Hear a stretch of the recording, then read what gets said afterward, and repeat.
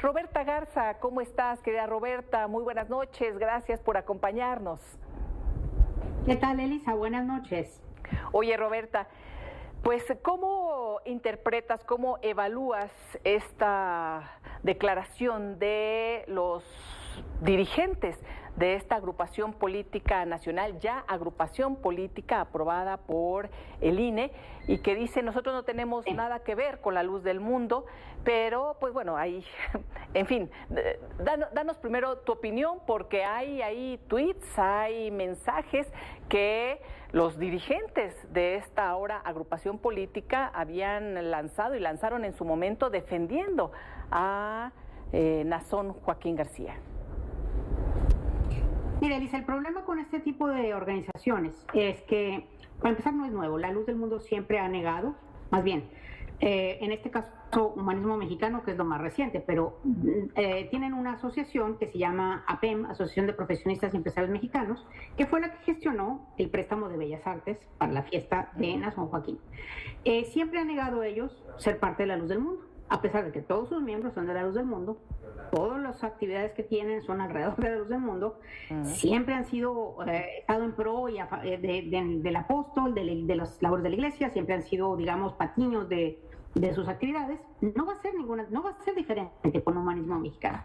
Sabemos que la Luz del Mundo es una organización desde la CNOP que se imbricó en su momento con la dictadura priista para canjear votos, apoyo político contra impunidad, por supuesto, y también prebendas. A la hora de hacer el templo, pues no pidieron ningún permiso, hubo exenciones fiscales, hubo muchísimas facilidades. Entonces hay este intercambio de favores electorales o de beneficios, de apoyos electorales, porque la Luz del Mundo pues no es solamente es una iglesia, no estamos hablando, luego se dice también es que hay que dar respeto a las iglesias, respeto a las creencias, sí, pero no estamos hablando de una iglesia, estamos hablando de una organización de alto control, de lo que se conoce como un culto. No es lo mismo una religión, una fe muy respetable, la que sea, que una organización de alto control. Sabemos que los miembros de la Luz del Mundo no van a hacer absolutamente nada que no se les indique desde arriba. En este caso es votar por un partido, votar por ir a apoyar a algún candidato, lo que sea. No me sorprende lo más mínimo que hayan conseguido los 25,000 votos, se necesitaban solamente 5,000. ¿Por qué? Porque pues, hay una indicación desde las alturas y la gente vota, como se les dicen sus pastores. Sí. Entonces, decir en estas alturas que tanto APEM como Humanismo Mexicano no tienen nada que ver con la Luz del Mundo es absolutamente desternillante de la risa. Por supuesto que tiene que ver con la Luz del Mundo.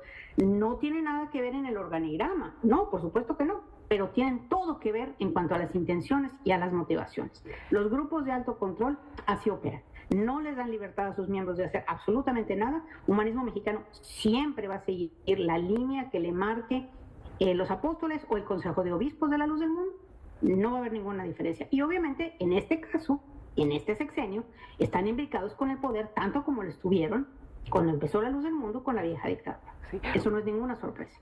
Oye, Roberta, para quienes no lo saben, y bueno, pues seguramente algunos no lo sabrán porque es algo muy nuevo en lo que has estado trabajando en los últimos años, en los últimos meses. Bueno, tú eres experta en todos estos temas, en estas, pues sí, has estudiado mucho el tema, lo estudiaste este fenómeno de los líderes o presuntos líderes religiosos o de culto que al final del día son unos abusadores sexuales y además timadores en general, porque las historias para contar son amplias. Tú has escrito sobre los Legionarios de Cristo y el padre Marcial Maciel y has investigado a fondo el caso de la Luz del Mundo. De hecho, no sé si ya salió o está por salir el podcast en el que has trabajado en los últimos meses, en las últimas semanas. Sobre eso. Mira, es una primicia porque la verdad ni siquiera se ha soltado, pero viene muy pronto. Sí. Sería la segunda, sí, eso te voy a dar más precisiones cuando me lo autoricen, pero sí. Es un podcast en inglés para el mercado americano sobre la Luz del Mundo a profundidad. La investigación de todos los casos que ha habido, desde la fundación de la iglesia hasta la condena de Nazón Joaquín. Va a estar tremendo, porque, bueno, y viene también el documental en Netflix que está anunciado por ahí, pronto saldrá, ¿no? Así es, y sí. supongo que va a estar también muy interesante porque lograron ellos, hay una chica, bueno, no sé si te estoy quitando tiempo, pero hay una chica que fue de las primeras abusadas, fue de las primeras denunciantes en el 97, Karen de León. Su familia la destruyó, la negó, el padre era parte de la guardia de seguridad, amenazó con matarla incluso, y bueno, ella tuvo muchísimos problemas obviamente después de abuso de sustancias, de depresión, y se acabó suicidando. Yo no pude entrevistarla, pero Netflix sí lo hizo y me interesaría mucho ver lo que tiene que decir. Y esto, Roberta, creo que es muy importante informarlo, que se sepa, porque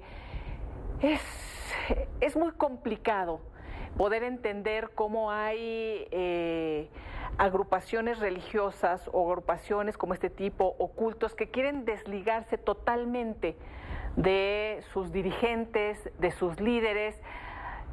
Tengo entendido que incluso a Nazón Joaquín, pues lo consideran como la representación de Dios en la tierra, festejan su nacimiento, no la natividad de Jesús, porque es el representante de Jesús en la tierra. Es decir, hay toda una manifestación de adoración, y entiendo, y yo, por supuesto, y lo has dicho, Roberta, lo hemos comentado, respetamos las creencias de toda la gente, pero los abusos que se han cometido también tienen que darse a conocer para conocer el origen y el potencial de estas organizaciones, ¿no?